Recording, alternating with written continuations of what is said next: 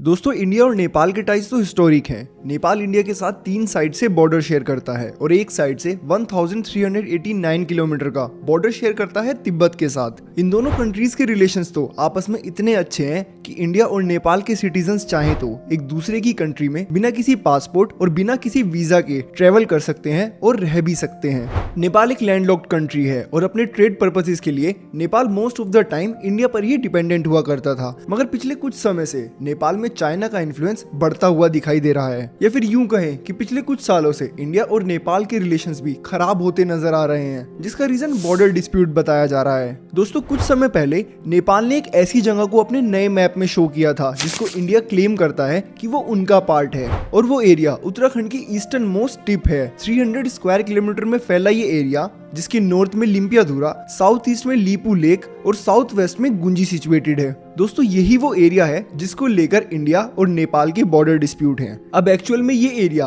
किस कंट्री को बिलोंग करता है और किस कंट्री को नहीं, वो समझने के लिए हमें इसकी हिस्ट्री को समझना पड़ेगा। तो ये बात है 1814 की, जब ब्रिटिशर्स इंडिया को रूल किया करते थे, और तभी ब्रिटिशर्स ने अपना किंगडम एक्सपैंड करने के लिए नेपाल पर अटैक करने का प्लान बनाया। मगर उस समय नेपाल में मौजूद गोरखा किंगडम को हराकर नेपाल पर कब्जा करना कोई आसान काम नहीं था। ये वॉर स्टार्ट हुई और 1814 से 1816 के बीच 2 साल तक चली भी, और जिस वॉर को हम एंग्लो नेपालीज वॉर के नाम से भी जानते थे।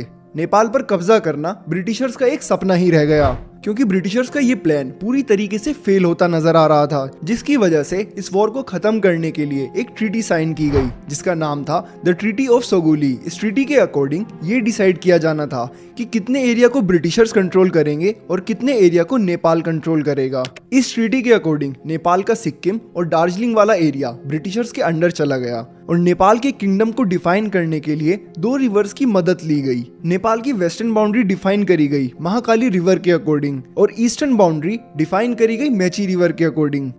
दोस्तों, जरा यहाँ पर ध्यान से देखिएगा कि ये रिवर नेपाल के वेस्ट में है, जिसकी मदद से नेपाल की वेस्टर्न बाउंड्री को डिफाइन किया गया था। ये एक पॉइंट है जिस पॉइंट पे आकर ये दोनों रिवर्स आपस में मिल जाती हैं, मगर ये वाली रिवर इस वाली रिवर के कंपैरिजन में काफी बड़ी दिखाई दे रही है, और इस बड़ी वाली रिवर के अकॉर्डिंग ही नेपाल का बॉर्डर डिफाइन किया गया था, जिसका ये मतलब हुआ इस रिवर से इधर वाला पार्ट ब्रिटिशर्स के अंडर आएगा और दूसरी साइड वाला पार्ट नेपाल के अंडर जाएगा, जिसके बाद ये थोड़ा एक्स्ट्रा एरिया नेपाल के अंडर चला गया। मगर कुछ समय बाद ब्रिटिशर्स को ये रियलाइज होता है कि जो एरिया नेपाल को एक्स्ट्रा मिला है वो एरिया ब्रिटिशर्स के लिए स्ट्रेटेजिकली एंड चाइना से ट्रेड पर्पसेस के लिए काफी ज्यादा इंपॉर्टेंट है। जिसके बाद 1860s में ब्रिटिशर्स ने वो एरिया अपने मैप में शो कर दिया, जिसको लेकर नेपाल को ज्यादा दिक्कत भी नहीं हुई, क्योंकि वो एरिया उनके लिए उतना इम्पोर्टेंट था भी नहीं। इसलिए उन्होंने इस एरिया को ब्रिटिशर्स द्वारा यूज करने पर ज्यादा ऑब्जेक्शन भी नहीं किया। और फिर 1860 से 1947 तक ब्रिटिशर्स ने ही इस एरिया को अपने ट्रेड पर्पसेस के लिए यूज किया था,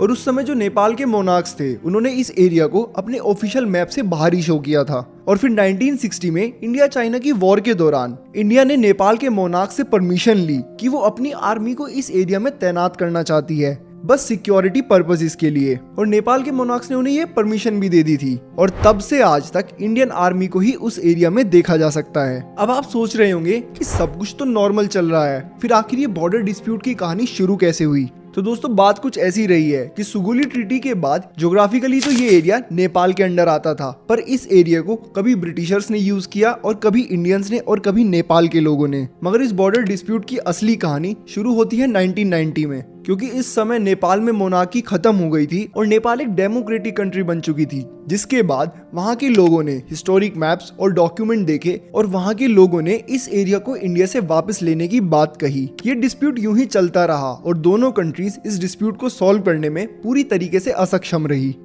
मगर फिर 2015 में कुछ ऐसा हुआ जिसके बाद हालात बद से बदतर होते चले गए, और वो था इंडिया और चाइना के द्वारा साइन किया गया एक ट्रेड एग्रीमेंट, जिसके अकॉर्डिंग इंडिया और चाइना लीपू लेक पास को as a trade route use करेंगे। मगर इस पर नेपाल के प्राइम मिनिस्टर ने नाराजगी दिखाते हुए ये कहा कि लीपू पास और काला पानी दोनों रीजन नेपाल में ही आते हैं, जिसके बाद नेपाल में बहुत से प्रोटेस्ट भी देखने को मिले थे। और फिर ईयर 2020 में इंडिया के डिफेंस मिनिस्टर ने एक 80 किलोमीटर लंबी रोड का इनॉग्रेशन किया था, जो कि इस डिस्प्यूटेड एरिया से होकर लीपू लेक पास तक पहुंचती है, जिसकी मदद से कैलाश मानसरोवर जाने वाले लोगों को भी मदद मिल जाएगी। मगर इस पर भी नेपाल के पीएम का ये कहना था कि लीपू लेक पास नेपाल के अंडर आता है और अगर इंडिया को ऐसा कुछ बनाना था तो एक बार नेपाल से परमिशन जरूर लेनी चाहिए थी। पर इसका जवाब देते हुए इंडिया की एक्सटर्नल मिनिस्ट्री का कहना था कि ये एरिया पूरी तरीके से इंडिया के अंडर आता है और अपने ही एरिया में कुछ भी बनाने के लिए वो किसी दूसरी कंट्री से परमिशन लेना जरूरी नहीं समझते।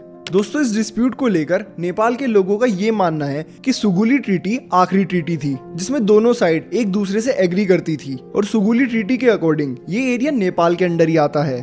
पर इस पर इंडिया के लोगों का ये मानना है कि जब इतने सालों से इस चीज को लेकर नेपाल को कोई दिक्कत नहीं हुई तो अब अचानक से इस एरिया के बारे में इतनी बातें क्यों कर रहा है, क्योंकि 1860s के बाद से ही इंडिया इस अनऑफिशियल बाउंड्रीज को ही यूज करता आया है। दोस्तों, आज नहीं तो कल इंडिया और नेपाल को ये बॉर्डर डिस्प्यूट तो बैठकर सॉल्व करना ही पड़ेगा, क्योंकि इंडिया और नेपाल के रिलेशंस तो हमेशा से ही अच्छे रहे हैं। सिर्फ इस डिस्प्यूट की वजह से तो हम नहीं चाहेंगे कि हमारे रिलेशंस आपस में खराब हो और इस चीज का फायदा कोई दूसरी कंट्री उठाए। तो दोस्तों, ये थी पूरी हिस्ट्री इंडिया और नेपाल के बॉर्डर डिस्प्यूट की। तो अब आप नीचे कमेंट सेक्शन में कमेंट करके जरूर बताइएगा कि कौन सी कंट्री सही है और कौन सी कंट्री गलत है। और अगर वीडियो पसंद आई हो तो वीडियो को लाइक और चैनल को सब्सक्राइब करना ना भूलें।